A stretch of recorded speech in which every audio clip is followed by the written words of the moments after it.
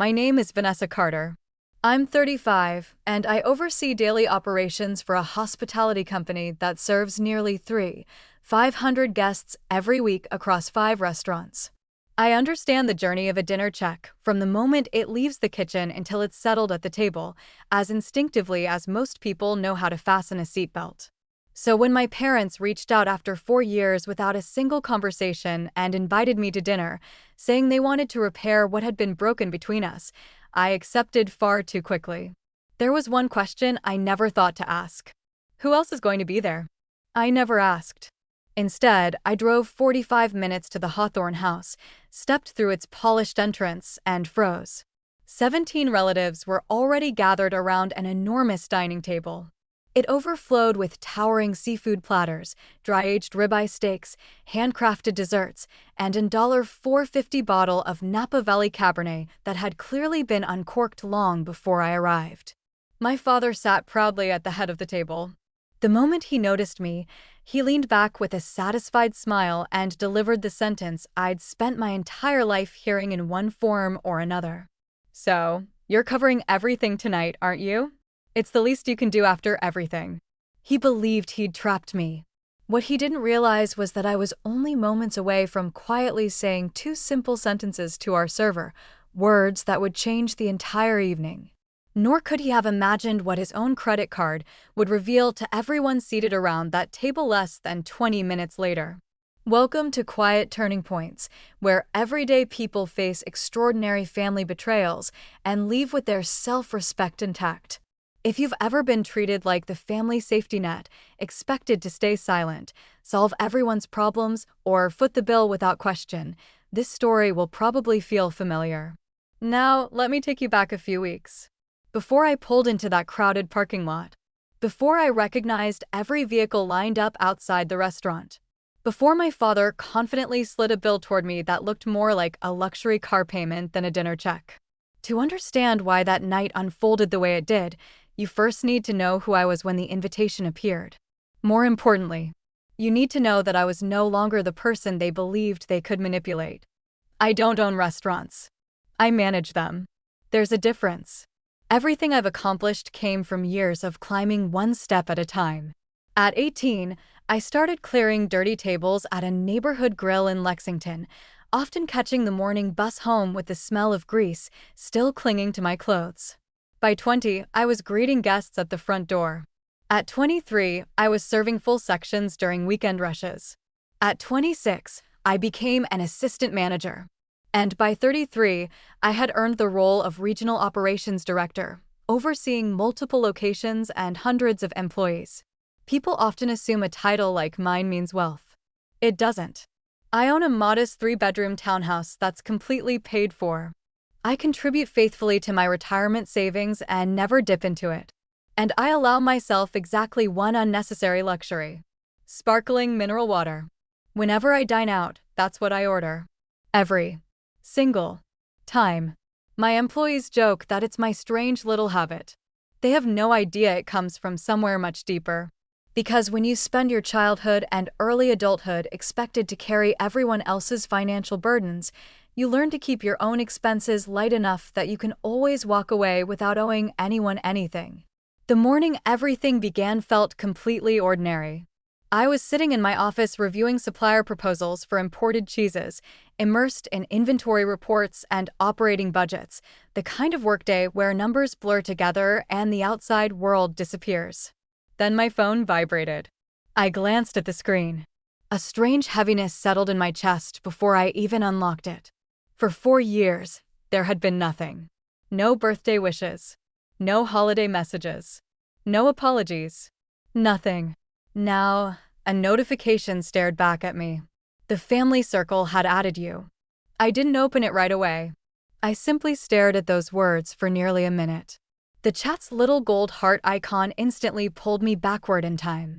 My mother had chosen it years earlier when she first created the group. Back then, it was filled with holiday recipes, birthday plans, and endless pictures of Megan's golden retriever. I hadn't seen that icon in years. When I finally tapped it open, the conversation history was empty. Only one brand new message remained.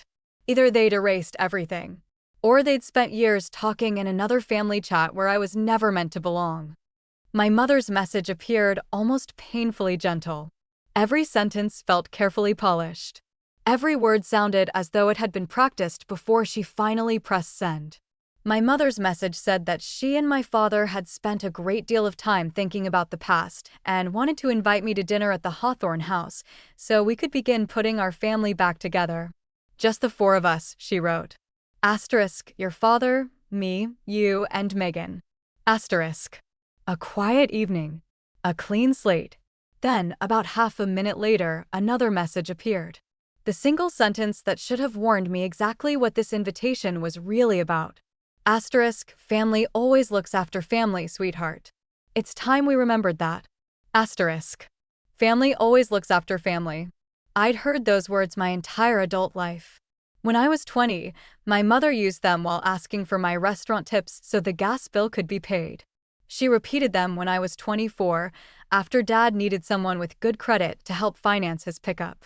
She said them again when Megan's first apartment lease fell apart, and I quietly covered the security deposit without expecting a thank you.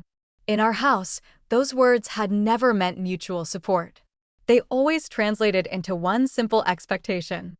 Vanessa takes care of everyone else.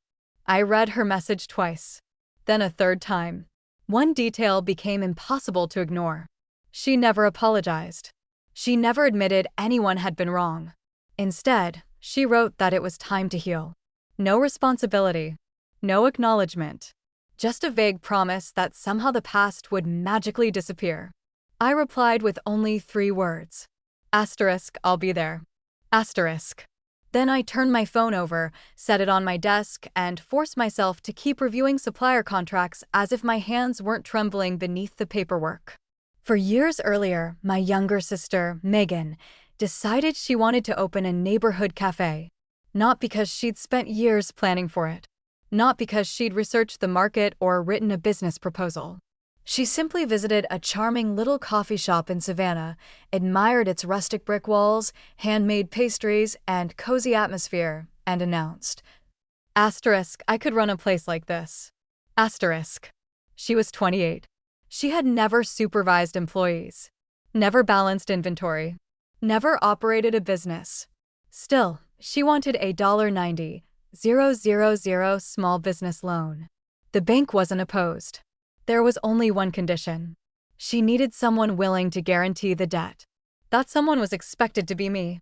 Mom called that Sunday afternoon. Dad sat beside her, his arms crossed tightly enough that I could hear the irritation in his silence before he even spoke. They explained how important this opportunity was. How this cafe represented Megan's future. How I had excellent credit, a dependable career, and every reason to help. Just sign the paperwork, they insisted. Instead, I asked one simple question. Asterisk, can I see the business plan? Asterisk. There wasn't one. So I asked about projected operating costs, expected profit margins, lease obligations, vendor agreements. Megan looked at me as though I'd personally attacked her. Mom's expression hardened. Her voice lost every trace of warmth. She's your sister, she said. Asterisk, you shouldn't need spreadsheets to prove you love her. Asterisk. I told them no. Not because I doubted my sister's heart. I loved her. But years in restaurant operations had taught me exactly what happens when passion replaces preparation. I'd watched owners pour everything they had into beautiful ideas built on nothing solid. And I knew exactly what $90,000 of someone else's unpaid debt looked like months after the lights went out and the doors stayed locked. Dad stood so quickly his chair scraped across the floor. He pointed toward the front door. Then he spoke the sentence that erased me from the family for the next 4 years. Asterisk, if you won't stand behind this family, then you don't belong in it. Asterisk. I left without another word. The following morning, I discovered I'd been removed from the family group chat. No one reached out. No birthdays. No holidays. No calls. No texts. For 4 years, I existed only as the selfish daughter who supposedly cared more about money than her own sister. There's something difficult about admitting what happened next. Their silence nearly destroyed me. Not because I believed they were right. Deep down, I knew they weren't. What hurt was something much harder to explain. I missed being useful. That was the addiction I didn't recognize. It took almost 3 years and countless sessions with Dr. Elena Morris before I finally understood it. I'd spent most of my life believing my worth depended on solving everyone else's problems. That pattern started when I was 18. My first paycheck bought groceries for the house. My tax refund disappeared into my mother's overdue dental work. When Dad's transmission failed, I secretly paid the repair shop and told him the warranty had somehow covered everything because I knew his pride would never allow him to accept money from his own daughter. When Megan got married, I quietly paid the florist, hired the photographer, and covered nearly half of the reception costs. Then I smiled politely while my mother raised a champagne glass and toasted the family she'd built. To my 2 remarkable daughters. 2 daughters. 1 wallet. People like to call that generosity. It wasn't. It was conditioning. Somewhere around the time I turned 16, I'd learned that the quickest way to stop arguments in our house was to solve them with my bank account. Someone made a request. I paid. Everyone relaxed. Peace returned. Without realizing it, I trained the people I loved. I taught them that my savings existed for their emergencies. That guilt was the button. Money was the reward. And the moment that machine finally stopped dispensing what they wanted, they didn't try to understand why. They simply unplugged it and walked away. So when my mother's message appeared after 4 years of silence, family always looks after family, sweetheart. I felt something inside me react before my mind even had a chance to think. It was an old instinct. A familiar one. Go. Make things right. Smooth everything over. Pay whatever price keeps the peace. Pretend none of it hurts. That response had lived inside me for so long it felt automatic. But another voice interrupted it. Calm. Measured. Impossible to ignore. I could almost hear Dr. Elena Morris speaking exactly as she had in therapy. You spent years teaching them you'd rescue every situation. The only way to change that pattern isn't by giving more. It's by refusing to keep playing the role. The afternoon after I received the invitation, I mentioned it during lunch with my coworker, Rachel. She didn't hesitate. She set down her sandwich, looked me straight in the eye, and said, Vanessa, this sounds like a setup. I actually laughed. Rachel had never met a single member of my family. Yet somehow she understood the situation better than I did. Later that day, our executive chef, Luis, heard about the dinner. His advice was even simpler. Don't go. Part of me knew they were probably right. Still, I'd already made my decision. Not because I trusted the invitation. Not because I expected heartfelt apologies or dramatic confessions. I wanted one thing. I wanted to know whether 4 years had changed the people who had walked away from me, or whether all that silence had simply been an extended pause before the exact same conversation resumed. The conversation where my job was always the same. Listen. Agree. Pay. If that dinner proved nothing had changed, then at least I'd finally have an answer. Sometimes closure isn't about repairing what's broken. Sometimes it's about accepting that it can't be repaired at all. There was another reason I couldn't ignore. One that still hurts to admit. I missed my mother. Not the woman who measured love and obligations. Not the one who quietly manipulated every room she entered. I missed the mother who taught me how to bake cornbread in a cast-iron skillet when I was a little girl. The one who hummed along to Patsy Cline records while butter melted on the stove. That version of her had disappeared, too. She hadn't called in 4 years. But every now and then I'd still hear those old songs in my head and remember someone I wasn't sure had ever really existed. So I told Rachel I was going. I told Luis everything would be fine. Eventually, I managed to convince myself of the same lie. Before the day arrived, I made exactly one promise to myself. One dinner. Stay polite. Don't discuss money. And if anything feels wrong, leave before dessert. I wrote those words on a yellow sticky note and pressed it against my steering wheel before leaving home. One dinner. Then go home. The note was still there when I pulled into the parking lot of the Hawthorne house. I deliberately kept my appearance understated. Black dress pants. A navy blouse I'd normally wear during supplier meetings. Comfortable flats. No necklace. No earrings. Just the simple silver watch I'd bought myself after becoming regional operations director. It wasn't expensive. It wasn't flashy. It simply represented something I'd earned on my own. That was enough. I had no interest in looking like I was trying to prove anything. My family already believed success had changed me. The reality couldn't have been further from the truth. I still drove an 8-year-old Toyota. I still spent Sunday afternoons cooking meals for the week just to save money and time. The drive lasted about 45 minutes. The radio stayed off the entire way. Both hands remained fixed on the steering wheel. As I merged onto the interstate, a familiar knot tightened in my stomach. I recognized the feeling immediately. It was the exact sensation I got whenever refrigeration failed in one of my restaurants on the busiest night of the week. Before anyone said a word, before the crisis officially began, my instincts already knew trouble had arrived. My body recognized the danger long before my mind was willing to admit it. When I reached the final exit, I almost turned around. I actually slowed down. For a few seconds, going home felt like the smartest decision I'd made all day.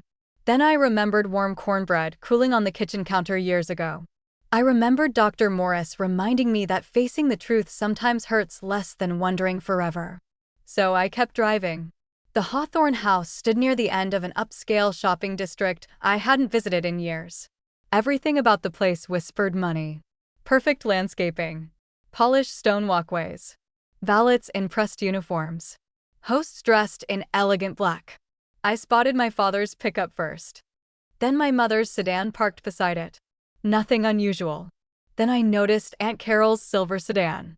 Uncle Richard's black SUV. Megan's compact hatchback, still displaying the faded bumper sticker advertising the cafe that had closed less than a year after opening. Then I recognized several more vehicles, one after another. By the time I finished counting, I realized there was absolutely no chance this was ever supposed to be just the four of us. There were two more cars I didn't recognize.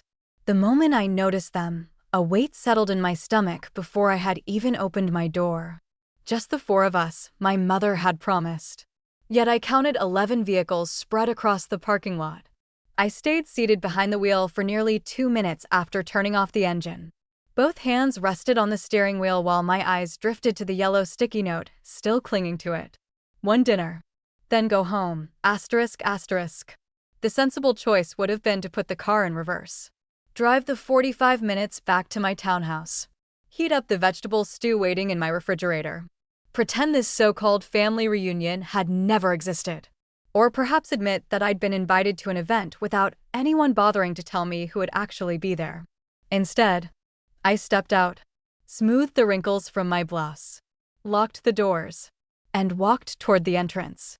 I was 35 years old. I'd spent the last 4 years learning not to run from uncomfortable truths. I wasn't about to abandon that progress in the parking lot of a restaurant on a Wednesday evening. The entrance featured towering glass doors framed with polished bronze handles. The sort of place that silently informed you dinner would cost more than $1.50 a plate before anyone handed you a menu. Inside, everything smelled of fresh herbs, warm bread, and expensive wine. A young hostess dressed in black greeted me with a practiced smile. Asterisk asterisk Carter party, asterisk asterisk. I nodded. She glanced at her tablet before smiling again. Your group has already been seated. There was a familiar strain hidden beneath her professional tone. I'd managed enough dining rooms to recognize it instantly. It was the expression employees wore after trying to keep a very large party happy for far longer than expected. She picked up exactly one menu, mine, then guided me toward the private dining area at the back of the restaurant. Long before I saw anyone, I heard them. The unmistakable sound of glasses clinking together. Conversations layered over one another. Then Aunt Carol's booming laugh rose above every other voice in the room. I looked once more at the words I'd memorized before leaving home. One dinner. Then go home, asterisk asterisk. We rounded the corner. Everything stopped. The private room held an enormous table set for 18 people. Only one chair remained empty. Mine. It sat directly opposite my father. White linen covered the table from end to end. Crystal candle holders reflected warm light across polished silverware. Years in restaurant management made it impossible not to notice the details. Towering seafood platters rested on beds of crushed ice. Premium dry-aged steaks arrived on oversized serving boards. An elaborate charcuterie display stretched across the center of the table. Then my eyes landed on the wine. A 2018 Napa Valley Reserve Cabernet. I knew the bottle immediately from supplier tastings. It retailed for roughly $4.50. Nearly half of it was already gone, which meant everyone had been settled in long before I arrived. They hadn't been waiting for me. They'd been celebrating. The hostess slowed as we reached the entrance to the room. She glanced at me for only a second. Restaurant people develop an entire language without words. That look translated perfectly. You're going to need all the luck you can get. Then she leaned in slightly and lowered her voice. Just so you're aware, your father left a credit card to secure the reservation. We require one for groups larger than 12. I nodded once. Nothing more. But I tucked that information away exactly the way years in operations had trained me to. His card was attached to the reservation. He'd personally guaranteed the booking. And somehow, I already knew he had absolutely no intention of paying for the evening. My mother noticed me first. She immediately rose from her chair with both arms spread wide. "Oh, Vanessa, look at you." Every conversation stopped. Every face turned toward me. Then something happened that felt almost surreal. People applauded. Real applause. As though I were returning home after years overseas instead of walking into a room full of relatives who had erased me from their lives for 4 years. Uncle Richard gave a loud whistle. Aunt Carol dabbed dramatically at the corners of her eyes with a linen napkin. Across the table, Megan slowly lifted her wine glass. She smiled. It reached her mouth. But never her eyes. 18 family members. Luxury seafood. Dry-aged steaks. A bottle of wine worth hundreds of dollars. And every instinct I possessed told me I hadn't been invited there to reconcile. I'd been invited there to play a role everyone assumed I'd never stopped accepting.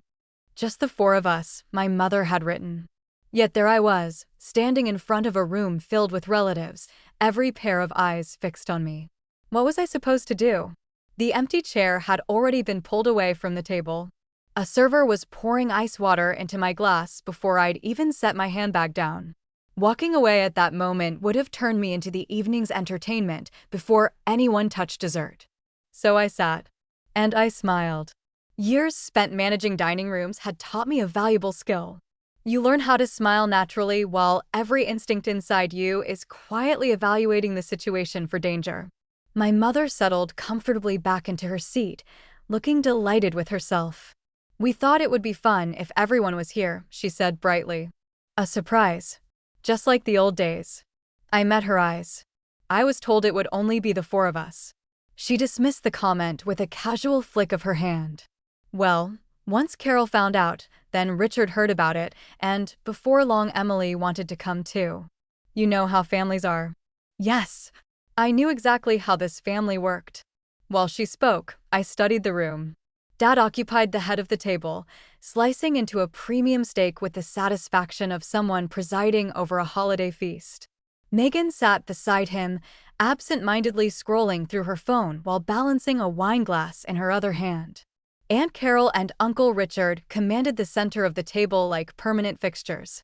Around them sat cousins I hadn't exchanged more than a sentence with in years. Ethan, Olivia, Ryan, ***. Their spouses. Children old enough that I barely recognized them. And, somehow, a woman I had never met before, apparently Aunt Carol's longtime friend, who was enthusiastically helping herself to seafood as though she'd always belonged there. The meal was already well underway. Serving platters sat half empty. Wine glasses had been refilled more than once. Judging by the pace of service, they'd likely been dining for at least an hour before I arrived. And judging by what remained on the table, they'd sampled nearly every premium item the restaurant offered. Mom reached across the table and gently squeezed my hand. Then she smiled with unmistakable satisfaction. "See," she said softly. Family always looks after family. There it was again. The sentence wrapped in affection. The phrase she'd used for decades whenever she wanted something from me. Different occasion. Same script. I returned the squeeze politely. But I said nothing. Instead, I counted plates. Old habits die hard. My father has never been someone who asks what everyone wants. He decides. For everyone. He caught the attention of our server, a young man who couldn't have been older than 22 and looked as though he'd survived the evening on coffee and sheer determination. Without opening a menu, Dad began ordering. "We'll take another round of the seafood platters." He didn't pause. "Add 2 more of the reserve steaks." Still going. "And bring another bottle of that Napa Reserve." Then, loud enough for neighboring tables to hear, he added, "Asterisk, the expensive one." Asterisk. Every nearby conversation seemed to hesitate for just a moment. Dad reached into his wallet and slowly removed his credit card. He held it between 2 fingers with theatrical confidence, almost like a stage magician displaying the key to his next illusion. "Keep everything on this card," he told the server with an easy grin. "We're celebrating." The server, his name tag read Daniel, scribbled the additions onto his order pad, forced a polite smile, and hurried toward the kitchen wearing the unmistakable expression of someone counting the minutes until his shift ended. I watched my father slide the card back into his wallet. Then he gave the leather a small, satisfied pat. It looked rehearsed. Everything about it felt wrong. I knew this man. I'd watched him argue with mechanics over repair estimates worth less than $50. I'd seen him return clothing because a discount hadn't been applied exactly as advertised. Harold Carter wasn't the kind of person who casually ordered bottles of wine costing hundreds of dollars. He certainly wasn't the type to flaunt his credit card in front of an audience. This wasn't generosity. It was theater. Every gesture had been carefully designed for one audience. Me. The message couldn't have been clearer. Look how successful we've become. Look how little we've needed you. Look how easily we've moved on. Even if every instinct I had insisted that the performance wasn't over yet. But something refused to fit the picture they were trying to paint. My father's pickup sitting outside was the very same one he'd been driving for years. The dent above the rear wheel was still there. He'd never repaired it. My mother's handbag rested beside her chair. The same designer purse she'd carried since I was in college. Its shoulder strap had split long ago and was now held together with a small silver safety pin. Nothing about them suggested sudden prosperity. Everything about them suggested appearances. They were putting on a show. I simply hadn't figured out what my ticket was going to cost. The first subtle blows began arriving sometime after the second bottle of wine was opened. Aunt Carol smiled across the table and said, "It must be nice spending your days managing all those upscale restaurants while the rest of us are hunting for grocery coupons." She laughed immediately afterward. Not because it was a joke. Because laughter made it easier to disguise the insult. A few seats away, my cousin Olivia tilted her head. "Do you ever feel bad living so comfortably while your parents have been struggling?" I blinked. Struggling? No one had mentioned any financial problems. No phone call. No message. Nothing. Before I could answer, Megan barely looked up from her phone. "How would she know?" she murmured. "She hasn't exactly been around." One comment followed another with almost unsettling precision. Not rehearsed word for word. More like people who had all practiced the same story until it sounded natural. They'd spent years discussing me. My choices. My career. My absence. And somewhere along the way they'd all agreed on the same version of events. Vanessa walked away. Vanessa makes plenty of money. Vanessa owes the family. Then Aunt Carol delivered the line that seemed to summarize the entire evening. She reached across the table and gently wrapped her hand around mine. Anyone watching would have thought she was comforting someone after a funeral. With a sympathetic smile, she whispered, "Family shouldn't keep score, sweetheart." I nearly laughed. Not because it was funny. Because the irony was overwhelming. This was the same woman who once refused to speak to her daughter-in-law for months over who sat where during a holiday dinner. Apparently, scorekeeping only counted when someone else was doing it. I carefully withdrew my hand. No argument. No sarcasm. I simply lifted my glass. Sparkling mineral water. Still the only thing I'd requested all evening. The contrast almost made me smile. Around me sat nearly 20 people enjoying premium seafood, expensive steaks, and bottle after bottle of reserve wine. At the end of the table, there I was, with nothing but sparkling water. I looked less like a dinner guest and more like the designated driver who had wandered into the wrong celebration. As our server passed behind my chair, I caught his attention. He slowed just enough to ask quietly, "Still just the sparkling water?" "That's all," I replied. He nodded once. It was the kind of nod people in restaurants give each other. A silent acknowledgement that says more than words ever could. I'll always remember Daniel. He couldn't have been older than 21. Thin in the unmistakable way restaurant employees often are when they're too busy serving meals to eat one themselves. He moved quickly but cautiously. Every plate was balanced carefully. Every trip timed perfectly. Every step carried the nervous concentration of someone who understood one mistake in front of a difficult table could become a conversation with management before the night was over. Watching him felt strangely familiar. Years earlier. That had been me. 19 years old. Working double shifts. Trying to smile through impossible customers while learning that the loudest tables usually left the smallest tips. Daniel had been assigned our enormous party almost entirely by himself. Occasionally, another employee slipped in to clear dishes or refill bread baskets. But he handled nearly everything. The endless special requests. The extra sauces. The constant interruptions. Every few minutes, Aunt Carol stopped him again. "Could we have more butter?" Then again. "And another basket of bread?" Then again. He never rolled his eyes. Never sighed. Never allowed frustration to reach his face. At one point, he quietly refilled my sparkling water before I even noticed the glass was nearly empty. As he set it back on the table, our eyes met for just a second. He caught me studying everyone around me. The expression on my face must have revealed more than I'd intended, because in that brief glance, it felt like he understood exactly what kind of dinner this really was. "Tough night?" he asked under his breath. For a second, I almost answered honestly. Instead, I gave him a small smile. "You're doing an excellent job."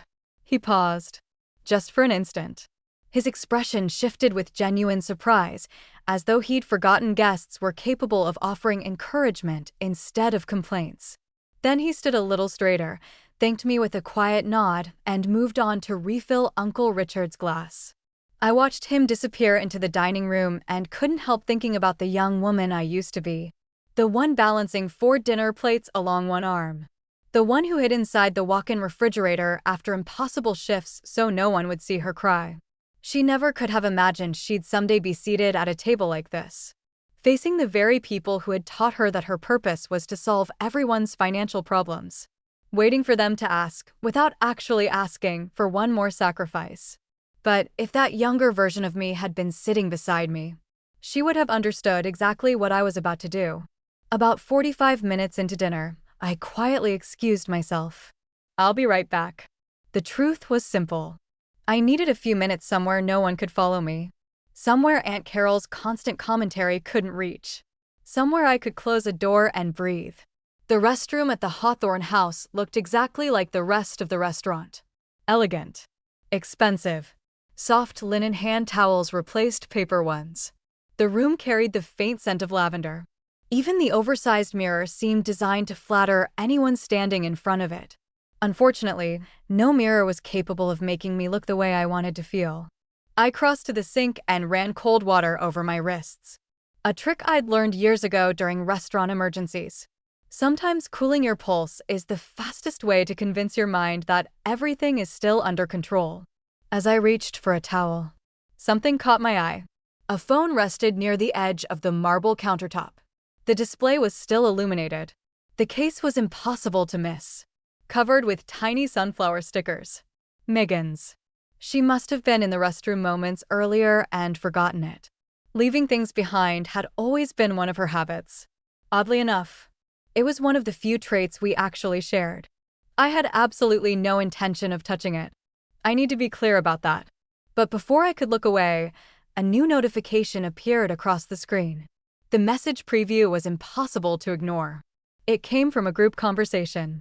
one I'd never been part of. The title read, Family Dinner. 3 participants. Mom, Dad, Megan. The newest message had arrived 4 days earlier. It was from my mother. Only part of it appeared in the notification banner. Yet those few words were enough to stop me cold. Don't tell Vanessa everyone will be there. The rest disappeared behind the edge of the screen. I stood perfectly still. My heartbeat didn't race. My hands didn't shake. Instead, a strange calm settled over me. The kind of calm that arrives when you've suspected the answer all along and are simply waiting for proof. I picked up the phone. Not out of anger. Not out of curiosity. The same way I'd pick up an invoice whose totals didn't make sense. Quietly. Methodically. Just to verify what I already believed. I unlocked the screen that Megan had carelessly left open and scrolled upward. The complete message appeared. Asterisk, don't tell Vanessa the whole family is coming. Once she's sitting in front of everyone, she won't make a scene. She never has. Asterisk. Below it, my father's reply appeared almost immediately. Asterisk, make sure she's seated across from me. I'll take care of the rest. Asterisk. 2 minutes later, Megan added her contribution. Asterisk, order all the expensive stuff before she gets there faced with tears of joy. Once it's already served, she won't be able to refuse paying. Asterisk. I continued scrolling. Weeks of messages unfolded in front of me. My mother coordinating invitations. Asterisk, Carol confirmed. Asterisk. Asterisk, Richard's coming. Asterisk. Asterisk, Olivia said yes as long as we have good wine. Asterisk. My father's messages were shorter. Practical. Reservation times. Parking instructions. Who should arrive early. Exactly how the invitation should be worded so it sounded intimate instead of suspicious. Then, everything changed. About 10 days before dinner, another message from my mother appeared. One sentence. Simple. Terrifying. Asterisk, the bank called again on Thursday. Asterisk. Asterisk, we have to figure something out before July. Asterisk.